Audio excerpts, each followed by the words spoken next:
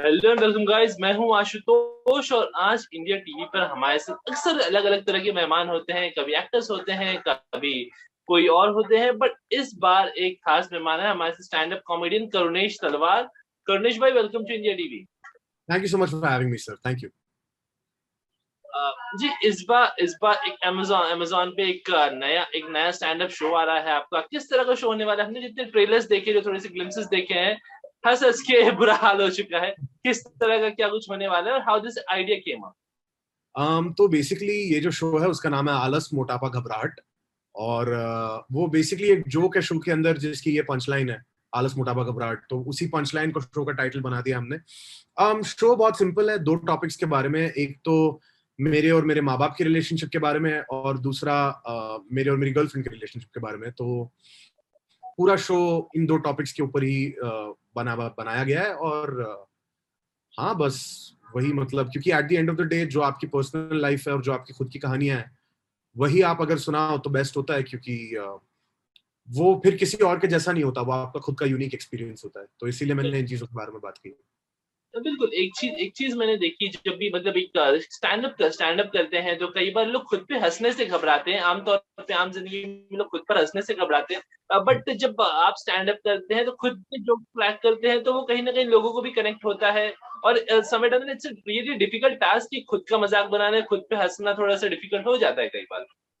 मतलब मुझे ऐसा लगता है कि जितना आप खुद को सीरियसली लेते हो, या जितना आप खुद को, मतलब आप खुद ऑफेंड हो जाते हो कि अगर आपके बारे में किसी ने कुछ मजाक उड़ा दिया, उतना आप अपने आप को दूसरों से दूर कर रहे हो। और कहीं ना कहीं अपनी रियलिटी से भी दूर कर रहे हो। द फैक्ट इज कि अगर कोई बहुत अच्छा जोक बना दे मेरे बारे में, तो उससे दो चीजें होती हैं। एक तो मुझे हंसी आती है, दूसरा मैं सोचता हूँ कि यार इस बंदे की बात में अगर दम है तो मैं थोड़ा सुधर जाऊं, है ना। या जिस बात को उसने क्रिटिसाइज किया उस पर थोड़ा काम कर लूं। At the end of the day हम में से कोई भी परफेक्ट नहीं है, और कोई होगा भी नहीं। तो अगर कोई इंसान आपका ऐसा मजाक उड़ा देता है जो फनी भी है, और जिसके अंदर एक इंसाइट भी है आपके बारे में, तो वो आपका दोस्त है, वो आपका दुश्मन है ही नहीं। उसने आपकी मदद कर दी है बात आपको बोल के, पर उसको आपको कैसे रिसीव करना है वो आपके ऊपर है।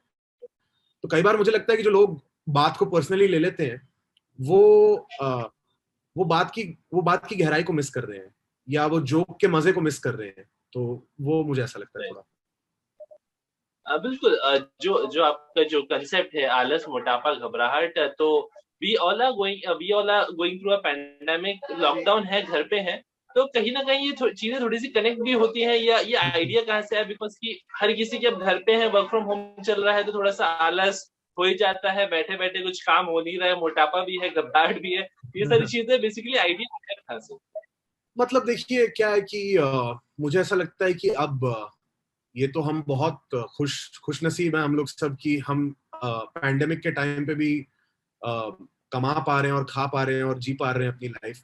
तो जब आप ऐसे प्रिविलेज के पोजीशन में होते हो कि आपके लाइफ में कोई दिक्कतें नहीं है, और सारी चीजें, आपकी सारी सहूलियतें हैं आपके पास, तो आपके रास्ते में सबसे बड़ी चुनौती आप खुद ही होते हो। सबसे बड़ा ऑब्स्टिकल आप खुद ही होते हो, ठीक है।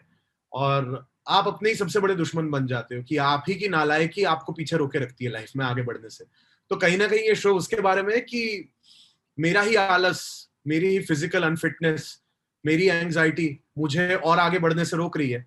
और उस वजह से घर पे कौन से झगड़े होते हैं, उस वजह से मुझे अपने बारे में क्या लगता है, ये सारी चीजों के बारे में शो है। तो मैं ये नहीं कहूंगा कि टाइटल पूरे शो को पूरी तरह से एक्सप्लेन कर देता है, या बस ये वो टाइटल एक जोक से लिए हुए तीन शब्द है। बिल्कुल। करुणेश, आज एक लंबा समय हो चुका है आप स्टैंड अप कर रहे हैं, but when did you realize कि किस एज पे, व्हेन डिड यू रियलाइज कि यार ये भी एक करियर की तरह लिया जा सकता है, कि इस पे भी आगे काम किया जा सकता है? तो व्हाट वाज दैट मोमेंट जो आपकी लाइफ चेंज हुआ और आपको रियलाइज हुआ कि यार ये भी एक अच्छा तरीका है, इससे इसमें ही आगे बढ़ा जाए? सर अब मुझे हो गए 10 साल करते हुए, ठीक है। 2011 में शुरू किया था मैंने। और जब राइट, मैंने शुरू किया था तब स्टैंड अप वाली इंडस्ट्री एग्जिस्ट ही नहीं करती थी। राइट। तो तब ऐसा था कि यार इसको मैं अपना करियर तो बना नहीं पाऊंगा, ठीक है, ना ही इससे कुछ कमा पाऊंगा। बस ये इसमें मुझे मजा आता है तब मैं करता हूँ, और अब मुझे कोई ना कोई कॉलेज खत्म करके जॉब ढूंढनी पड़ेगी। पर उसी दौरान अगले 2 3 सालों में ऐसा होने लगा कि काम भी मिलने लगा, और लोगों ने कॉमेडी स्क्रिप्ट्स लिखने के लिए भी हायर करने लगे मुझे लोग, और वो सारी चीजें भी होने लगी। तो मुझे लगा कि स्टैंड अप करके या जोक्स लिख के, जो कि मेरा पैशन है, जो मुझे पसंद है, वो करके मैं कोई ना कोई रास्ता तो अपना बना लूंगा और कोई ना कोई मैं अपना करियर बना लूंगा।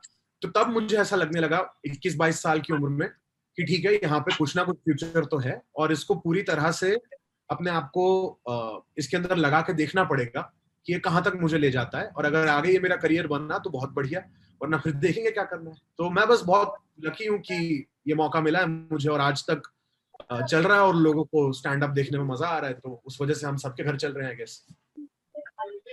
श्री करुणेश भाई, आज आप साथ में हैं तो क्यों ना थोड़ी सी आज के माहौल में, आज के हालात में, जिस तरह से समय डाल रहे हैं, हम सभी थोड़ी सी नेगेटिविटी, परेशानियों से घिरे हुए हैं, उससे उभरने की कोशिश कर रहे हैं।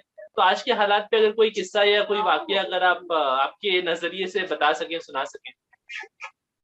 अब ऐसे तो कुछ ऑनेस्टली स्पीकिंग ऐसा तो कुछ दिमाग में तुरंत आता नहीं है पैंडेमिक और लॉकडाउन को लेके। बस मैं ये कहूंगा कि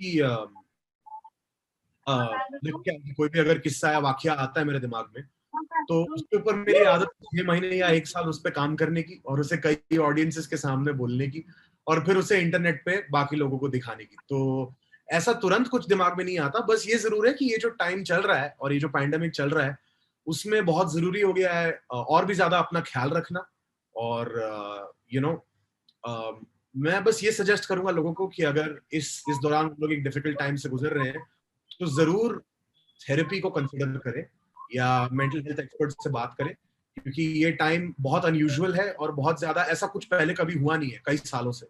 तो अगर वो मुश्किल हालातों से गुजर रहे हैं, तो कई सारे अच्छे अच्छे थेरेपिस्ट उन्हें जूम पे भी मिल जाएंगे जो फ्री में कंसल्ट करते हैं। और ये एक बहुत जरूरी चीज हो गई है अब, क्योंकि जितना हम अपनी फिजिकल हेल्थ का, अपनी सेहत का जितना ध्यान देते हैं बॉडी का, उसका 1% भी हम अपने दिमाग पर ध्यान नहीं देते, और उसी वजह से आलस, मोटापा और घबराहट जैसी चीजें होती हैं, क्योंकि इंसान का दिमाग एक बैलेंस में नहीं है। तो हाँ, मेरे पास कोई किस्सा तो नहीं है सुनाने के लिए इस वक्त, पर आपके मीडियम से मैं लोगों को ये तो जरूर कहना चाहूंगा कि प्लीज अपना ख्याल रखें और अपने दिमाग को उतना ही सीरियसली ले जितना कि अपने शरीर को लिया करते हैं। कर्निश भाई, असल जिंदगी में किस तरह से आप इन तीन चीजों से इजाद पा रहे हैं, किससे ओवरकम कर रहे हैं? आलस, मोटापा, घबराहट, असल जिंदगी में किससे और कैसे ओवरकम कर रहे हैं? देखिए, आलस तो सबसे मुश्किल है इन तीनों में से मेरे लिए, है ना।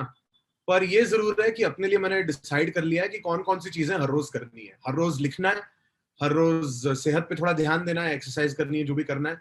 मोटापे का जहां तक सवाल है, तो कई सालों के कई सालों की गंदगी करने के बाद मैं अभी फाइनली उस पॉइंट पे आ गया हूँ कि मैंने न्यूट्रिशनिस्ट से कंसल्ट कर लिया है और उनकी बताई हुई डाइट को मैं ले रहा हूँ उस हिसाब से। और घबराहट तो खैर अगर किसी इंसान की खत्म हो जाए तो फिर कुछ भी ऐसा नहीं है जो उसके हाथों में नहीं है, जो वो अचीव नहीं कर सकता। पर बस ये है कि घबराहट से डील करने के लिए मुझे ये जरूर लग रहा है कि जो जिन चीजों के बारे में मैं घबराया हूं ना लाइफ में, उनमें से ज्यादातर कभी हुई नहीं है, ठीक है।